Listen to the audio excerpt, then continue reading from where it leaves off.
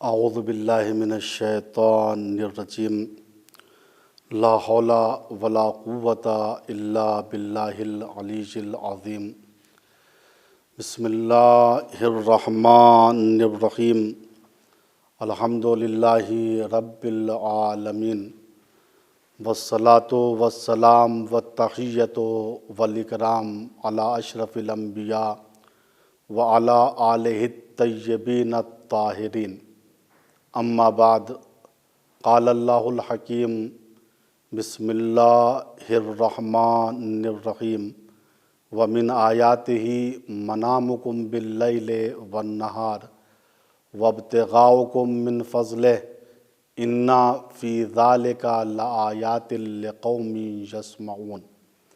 محترم ناظرین کرام، سلام علیکم ورحمۃ اللہ وبرکاتہ۔ قرآن کریم سورہ روم آیت نمبر 23۔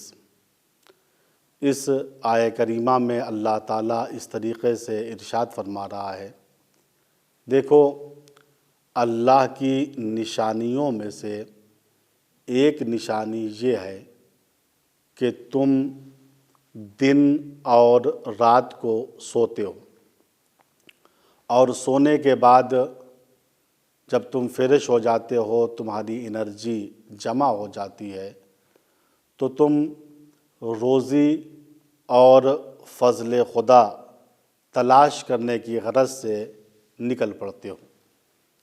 یہ حادثہ زندگی تمہارے ساتھ ہر روز پیش آتا ہے۔ اس چیز میں سننے والی قوم کے لیے اللہ تعالیٰ کی نشانیاں ہیں۔ ہماری گفتگو اس بات میں چل رہی ہے کہ علم خواب کا فائدہ کیا ہے۔ میں نے علم خواب کے 4 فائدوں کو نقل کیا۔ آج ہماری گفتگو علم خواب کے 5ویں فائدے کے سلسلے میں ہے۔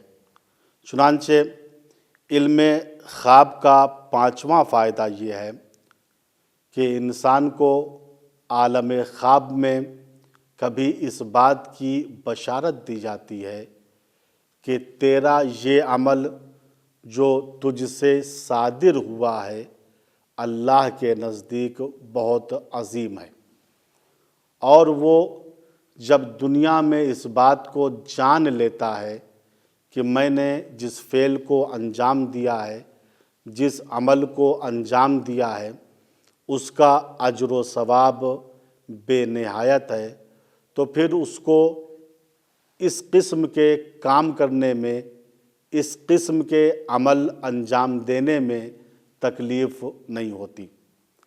عبداللہ ابن مبارک زمانہ قدیم میں ایک بہت ہی اچھے آدمی تھے، جو جہاد کے بھی بہت شوقین تھے، حج بیت اللہ کے بالخصوص بہت شوقین تھے، اور وہ چاہتے تھے کہ اپنا واجب حج ادا کرنے کے بعد ہر سال حج بیت اللہ کو جائیں۔ حسب معمول حج کا زمانہ آ گیا۔ عبداللہ ابن مبارک حج کے لیے آمادہ بسفر ہوئے، پیسوں کو جمع کیا اور کوفے سے ابھی نکل رہے تھے۔ آپ کا گزر ایک خرابے سے ہوا۔ کیا دیکھا؟ خرابے میں ایک مزبلہ ہے، کوڑا دان کہہ لیجیے اپنی زبان میں، اور وہاں ایک مری ہوئی مرغی پڑی ہوئی ہے، اور ایک با حجاب خاتون اس کو اٹھا کر جا رہی ہے۔ چونکہ حجاب سے معلوم تھا، پردے سے معلوم تھا، یہ خاتون کوئی معمولی خاتون نہیں ہے، دیندار ہے۔ ان کے ذہن میں سوال آیا، اگر یہ خاتون دیندار ہے تو اس کو یہ بھی معلوم ہونا چاہیے کہ اسلامی شریعت میں مردار کے گوشت کو اللہ تعالیٰ نے حرام قرار دیا ہے۔ لہٰذا عبداللہ ابن مبارک نے اس خاتون کو صدا دی، اے خاتون، اے محجبہ رک جا۔ وہ خاتون رکی۔ عبداللہ ابن مبارک اس خاتون کے قریب پہنچے اور اس سے سوال کیا، کیا تجھ کو معلوم نہیں ہے کہ قرآن و حدیث میں اللہ تعالیٰ نے مردار کے گوشت کو حرام قرار دیا ہے؟ اسی طریقے سے حدیث میں رسول اسلام نے مردار کے گوشت کو حرام قرار دیا ہے۔ یہ مردار کا گوشت حرام ہے، مرغی مری ہوئی ہے، اس کو گھر تم کیوں لے جا رہی ہو؟ اور میں جانتا ہوں تم گھر لے جا کر اس کو کھاؤ گی۔ اتنا سننا تھا، اس باحجاب خاتون نے بڑی متانت سے جواب دیا، اے شیخ، جہاں قرآن نے یہ کہا ہے حرمت علیکم المیتۃ والدم، اے مسلمانوں، تمہارے اوپر اللہ نے مردار کو اور خون کو، اور بہت سی چیزیں اس آیت کریمہ میں نقل ہیں جو میں حذف کر رہا ہوں، صرف ان دو جملوں کو پڑھ رہا ہوں، حرمت علیکم المیتۃ والدم، اللہ نے تمہارے اوپر مردار کو اور خون کو حرام قرار دیا، یعنی اس کو تم کھا نہیں سکتے ہو۔ وہیں اللہ تعالیٰ نے یہ بھی بیان کیا ہے، فَمَنِ اسْتُرَّ فِي مَخْمَصَةٍ غَيْرَ مُتَجَانِفٍ لِإِثْمٍ فَإِنَّ اللَّهَ غَفُورٌ رَحِيمٌ، جو آدمی حالت اضطرار میں آ جائے اور وہ جانتا ہے اگر میں نے بقدر ضرورت مردار نہیں کھایا ہے اور وہ گناہ کی طرف مائل بھی نہیں ہے، تو وہ قرآنی لحاظ سے مردار کا اتنا گوشت کھا سکتا ہے کہ وہ اپنی جان کو بچا لے۔ پھر اللہ نے کہا فَإِنَّ اللَّهَ غَفُورٌ رَحِيمٌ۔ یاد رکھنا، جو حالت اضطرار میں آ جائے اور اس کے اوپر واجب ہو جائے کہ اپنی جان کو بچائے، اور طریقہ بھی یہی ہو منحصر اس بات میں کہ وہ مردار کھا کر اپنی جان کو بچا سکتا ہے، تو اللہ تعالیٰ معاف کرنے والا اور مہربان ہے۔ عبداللہ ابن مبارک نے جب اس محجبہ خاتون کے منہ سے شریعت کے یہ اہم کلمات سنے تو تھر تھرانے لگے اور جان گئے یہ خاتون کوئی معمولی خاتون نہیں ہے، یہ خاتون عالم قرآن ہے، عالم شریعت ہے، عالم سنت ہے۔ عبداللہ ابن مبارک نے کہا، جب آپ کو معلوم ہے کہ شریعت میں مردار کا گوشت حرام ہے تو آپ یہ کام کیوں انجام دے رہی ہیں؟ آپ پر کون سا اضطرار طاری ہو گیا ہے؟ اس خاتون نے سر جھکا کے کہا، شیخ، میری بہت سی بچیاں ہیں، حاکم وقت نے میرے شوہر کو سید ہونے کے جرم میں شہید کر دیا ہے، میں بھی سیدہ ہوں، میری بچیاں بھی سیدہ ہیں، اور وہ لوگ 3 روز سے بھوکے ہیں، آج چوتھا روز ہے۔ میں اس بات کو جان گئی اگر میں نے آج کھانے کا انتظام نہیں کیا تو میری بچیاں بھوک سے مر جائیں گی۔ میں کھانا تلاش کرنے کے لیے نکلی لیکن مجھے کہیں بھی پاک و صاف کھانا نظر نہیں آیا، تو میں نے سمجھ لیا میرے اوپر اضطرار محرز ہو گیا ہے، اس بنا پر میں نے اس مرغی کو اٹھایا ہے تاکہ گھر میں لے جا کر اس کا گوشت پکا کر اپنی بچیوں کو میں کھلاؤں اور ان کی جان کو بچا لوں۔ اتنا سننا تھا، عبداللہ ابن مبارک تھر تھرانے لگے۔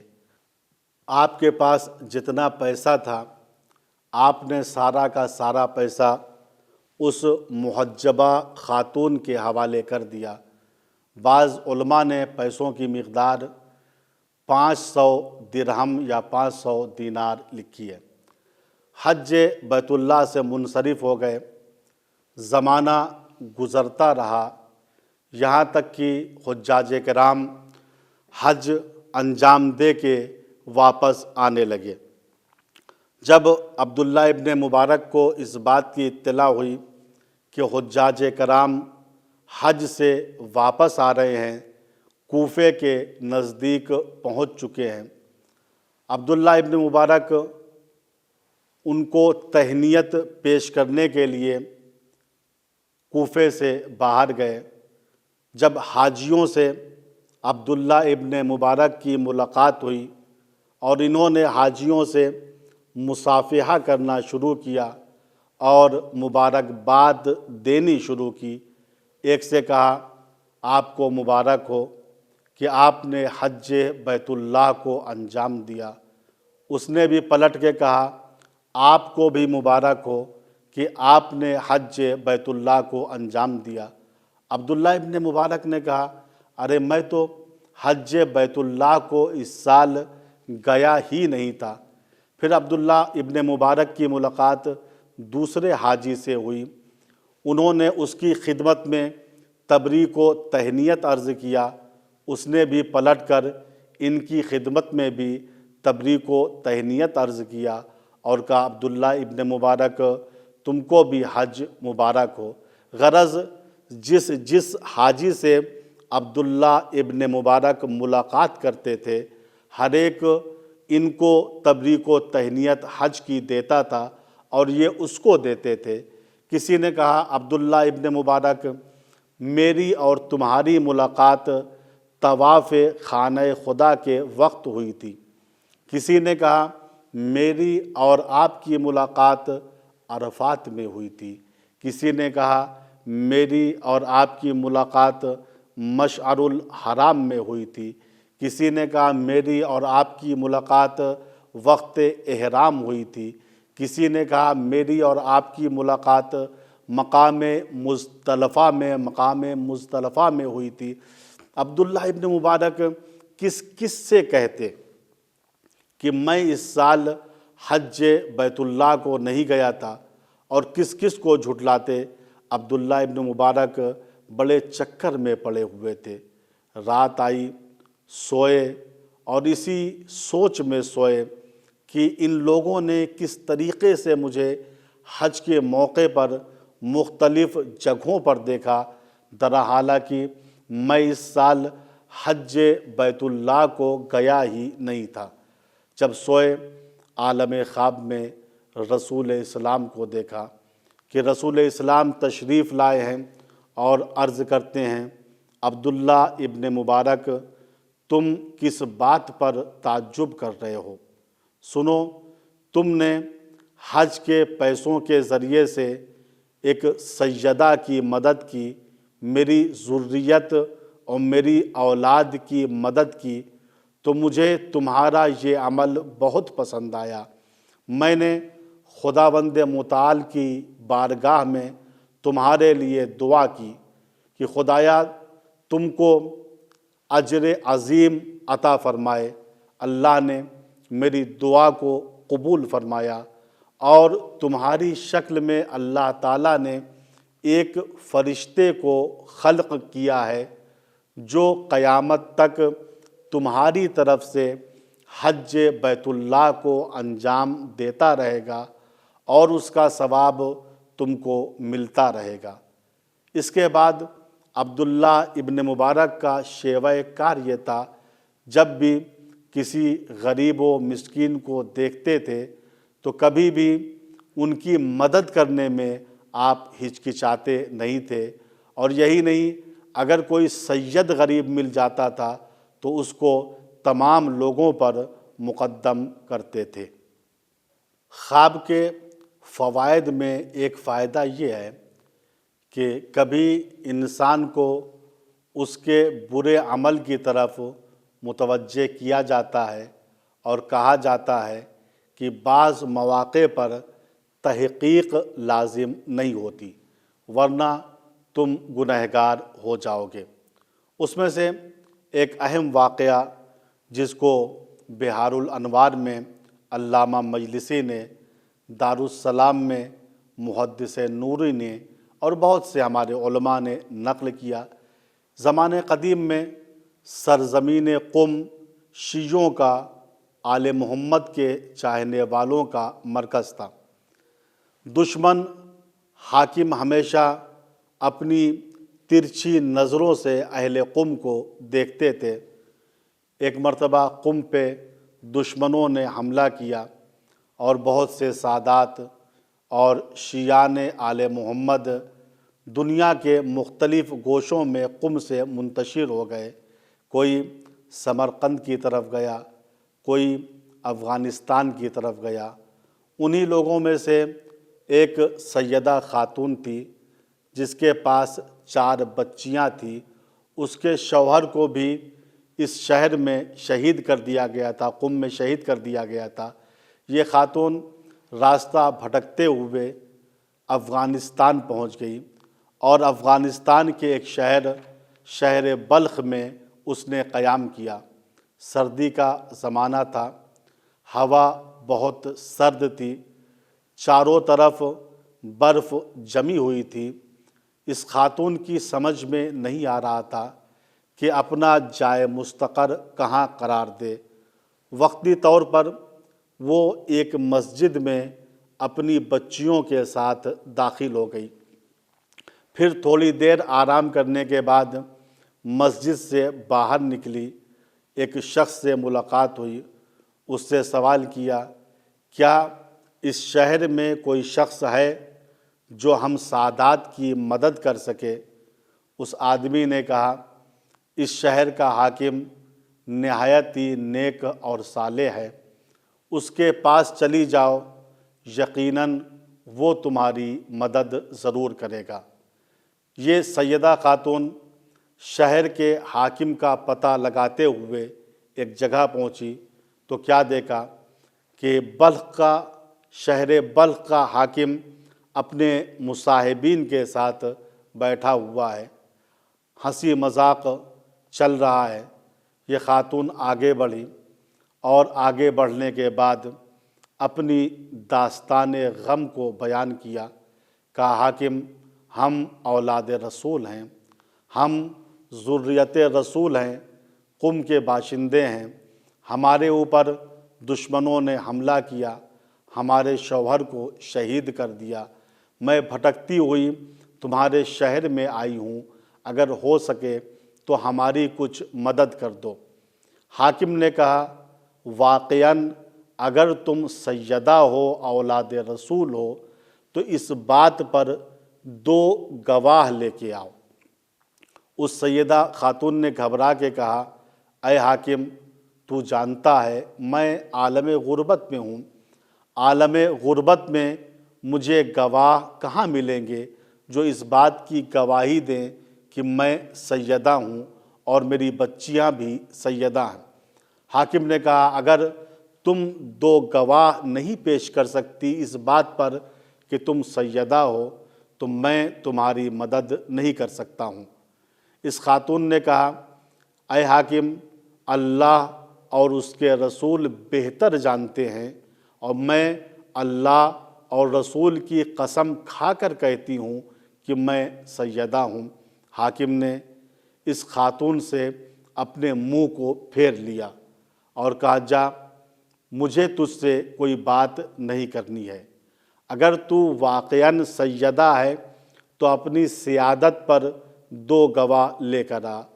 वो खातून हाकिम के पास से रोती हुई ये कहती हुई निकली, ऐ मेरे जद रसूल इस्लाम, आप तो जानते हैं मैं सादात हूँ, आपकी नस्ल में से हूँ, आपकी ज़ुर्रियत में से हूँ। मेरा हिसाब आप ही इस हाकिम के साथ बराबर कीजिए। ये कहकर वो खातून आगे बढ़ती है। रास्ते में उसने देखा कि एक शख्स है जो बाज़ लोगों के साथ अपने घर के चबूतरे पर बैठा हुआ है। इस सैयदा खातून ने बाज़ लोगों से सवाल किया, ये शख्स कौन है? ये कोई बड़ा इंसान नज़र आ रहा है, सरकारी ओहदे वाला नज़र आ रहा है। लोगों ने कहा, ये शहर का कोतवाल है, लेकिन मजहबी एतबार से ये मुसलमान नहीं है, بلکہ مجوسی اور آتش پرست ہے۔ اس سیدہ خاتون نے دل میں سوچا، لاؤ انسانیت کے ناطے میں اپنی مشکلات کو اس مجوسی کوتوال کے سامنے بیان کرتی ہوں، شاید اس کو میرے حال زار پر ترس آ جائے۔ یہ سیدہ خاتون مجوسی کوتوال کے پاس پہنچی اور اپنی غم بھری پوری داستان اس حاکم کے سامنے پیش کی، اور حاکم سے بتایا کہ ہم فقیر و غریب لوگ نہیں ہیں، ہم ایسے لوگ نہیں ہیں کہ دوسروں کے سامنے ہاتھ پھیلائیں۔ آج ہمارے اوپر وقت پڑ گیا ہے، ہم اولاد رسول ہیں، اگر ہو سکے تو ہماری کچھ مدد فرما۔ میرے پاس 4 بچیاں ہیں جو فلاں مسجد میں بھوکی تھکی اور پیاسی بیٹھی ہوئی ہیں۔ اتنا سننا تھا، اس مجوسی کوتوال کو اس سیدہ پہ بڑا ترس آیا۔ اس نے اپنے ایک نوکر کو قریب بلایا اور اس سے کہا، جا کر اپنی مالکہ سے کہو کہ وہ باہری لباس پہن کر باہر آئیں۔ نوکر و غلام نے جا کر اس کوتوال کا حکم اس کی زوجہ کو سنا دیا۔ تھوڑی دیر کے بعد گھر کی مالکہ باہری لباس پہنے ہوئے اپنی بعض کنیزوں کے ساتھ گھر کے باہر آتی ہے۔ کوتوال نے اس سیدہ خاتون سے کہا، جاؤ میری زوجہ کے ساتھ اور مسجد سے اپنی بچیوں کو میرے گھر لے کر آؤ۔ یہ سیدہ خاتون اس زوجہ مجوسی کے ساتھ مسجد کی طرف آتی ہے۔ مسجد کے دروازے پر اس کوتوال کی زوجہ کو کھڑا کر دیا، خود مسجد کے اندر گئی اور اپنی بچیوں کو لیا، مسجد سے باہر آئی، اور یہ خاتون جو اس سیدہ خاتون کے ساتھ تھی، ان بچیوں کو لیے ہوئے اپنے گھر آتی ہے۔ ان کے نہانے کے لیے پانی کو گرم کیا، بہترین لباس کا انتظام ان کے لیے کیا، بہترین غذاؤں کا انتظام ان کے لیے کیا، بہترین بستر کا انتظام ان سادات کے لیے کیا، اور کھانے سے فارغ ہونے کے بعد اس کوتوال کی زوجہ اس مومنہ اور سیدہ خاتون کے پاس بیٹھی ہوئی تھی، اور بہت سی کنیزیں بھی بیٹھی ہوئی تھی۔ پھر اسلام کے سلسلے میں اس مجوسی ملکہ نے اس سیدہ خاتون سے سوال کیا، اللہ کے بارے میں پوچھا، رسول کے بارے میں پوچھا، اور اس کے بعد یہ مجوسی خاتون اپنی کنیزوں کے ساتھ مسلمان ہو جاتی ہے۔ اور اسی طریقے سے جو شہر کا کوتوال تھا، جب اس کو اسلام کی حقانیت کا پتہ چلتا ہے تو وہ بھی اپنے ساتھیوں کے ساتھ مسلمان ہو جاتا ہے۔ اسے کہتے ہیں، ان اللہ یہدی من یشاء الی صراط مستقیم، اللہ جس کی چاہتا ہے صراط مستقیم کی طرف ہدایت فرماتا ہے۔ یہ تھا اس کوتوال کا واقعہ۔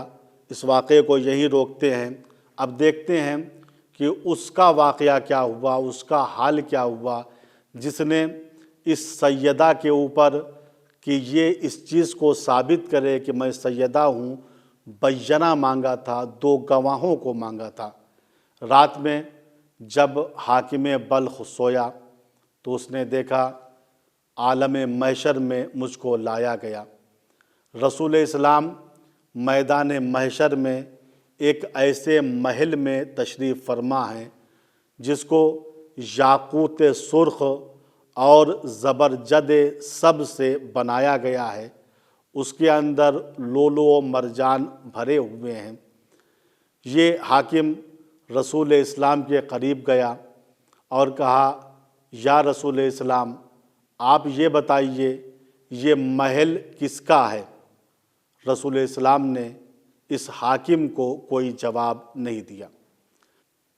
پھر اس حاکم بلخ نے سوال کیا، یا رسول اسلام، آپ بتائیے کہ یہ یاقوت کا محل اور زبرجد کا محل کس کا ہے؟ رسول اسلام نے اس حاکم سے اپنے منہ کو پھیر لیا۔ حاکم کو بڑی تشویش ہوئی اور کہا یا رسول اللہ، میں مسلمان ہوں، میں آپ کا کلمہ پڑھتا ہوں، آپ میرے سوالوں کا جواب نہیں دے رہے ہیں، آپ مجھ سے منہ پھیر رہے ہیں۔ رسول اسلام نے فرمایا اگر تو واقعاً مسلمان ہے تو اپنے اسلام پر 2 گواہ پیش کر۔ اتنا سننا تھا، یہ حاکم گھبرا کے کہتا ہے رسول اسلام آپ تو بہتر جانتے ہیں، اس میں گواہ پیش کرنے کی کیا بات ہے؟ میں اللہ کا کلمہ پڑھتا ہوں، میں اس کے رسول کا کلمہ پڑھتا ہوں۔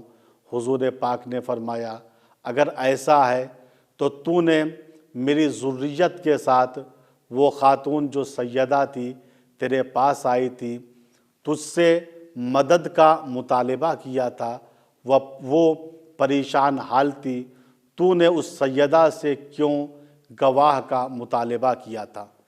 اسی عالم میں اس حاکم کی آنکھ کھل جاتی ہے، یہ صبح کا انتظار کرتا ہے۔ جب صبح نمودار ہوئی تو یہ شخص صبح سویرے اس کوتوال کے گھر پہ پہنچا جہاں یہ سیدانی اپنی بچیوں کے ساتھ قیام پذیر تھی۔ اس حاکم نے دق الباب کیا، کوتوال گھر سے باہر نکلا۔ گھر سے باہر نکلنے کے بعد اس نے پوچھا حاکم تم میرے پاس کیوں آئے ہو؟ کہا بات یہ ہے کچھ ہمارے مذہب کے لوگ تھے، پریشان تھے، رات میں انہوں نے تمہارے گھر میں قیام کیا ہے، تم مجوسی ہو، تمہارے لیے سزاوار نہیں ہے کہ کوئی مسلمان تمہارے گھر میں رہے، لہٰذا ان مہمانوں کو میرے حوالے کر دو۔ اس کوتوال نے مسکرا کے کہا حضور میں اب مجوسی نہیں رہا، میں اور میری زوجہ اور میرے سارے گھر والے رات ہی میں کلمہ پڑھ کر مسلمان ہو چکے ہیں، ہم ان مقدس مہمانوں کو آپ کے حوالے نہیں کر سکتے ہیں۔ حاکم نے کہا ایسا کرو مجھ سے 1000 دینار لے لو، 1000 دینار کے عوض میں ان مہمانوں کو میرے حوالے کر دو۔ کوتوال نے کہا حضور 1000 دینار تو دور کی بات ہے، اگر 1000 دیناروں کے ساتھ آپ 1,00,000 درہموں کا بھی اضافہ کر دیں اور 1,00,000 درہموں کے ساتھ پھر 1,00,000 دیناروں کا اور اضافہ کر دیں، تب بھی ہم ان مقدس مہمانوں کو آپ کے حوالے نہیں کر سکتے ہیں۔ حاکم نے کہا آخر وجہ کیا ہے کہ تم ان مہمانوں کو میرے حوالے نہیں کرنا چاہتے؟ ایک مرتبہ کوتوال نے کہا حضور جو خواب آپ نے دیکھا ہے وہی خواب میں نے بھی دیکھا ہے۔ رسول اسلام میرے خواب میں آئے تھے، انہوں نے میرا شکریہ ادا کیا اور میرا جنت میں یاقوت کا محل اس مہمانی کے عوض میں جو اللہ نے مہیا کر رکھا ہے اس کی بشارت مجھ کو دی ہے۔ میں کسی بھی حالت میں ان سید زادگان کو، ان مقدس مہمانوں کو آپ کے حوالے نہیں کر سکتا ہوں۔ تو میرے ناظرین کرام، یہاں سے ہمیں اس بات کا میسج ملتا ہے، کبھی خواب اس بات پر دلالت کرتا ہے کہ ہم جو کام انجام دے رہے ہیں وہ اچھا نہیں ہے، کبھی اس بات پر دلالت کرتا ہے جو کام ہم نے انجام دیا ہے خدا کے نزدیک اس کا اجر و ثواب بہت زیادہ ہے۔ خواب کے ذریعے حاکم کو اس بات پہ میسج دیا گیا تیرے لیے ایسے اضطراری حالات میں مناسب نہیں تھا، اس سیدہ سے اس کے سید ہونے پر تو 2 گواہ کو مانگتا۔ وآخر دعوانا ان الحمد للہ رب العالمین، والسلام علیکم ورحمۃ اللہ وبرکاتہ۔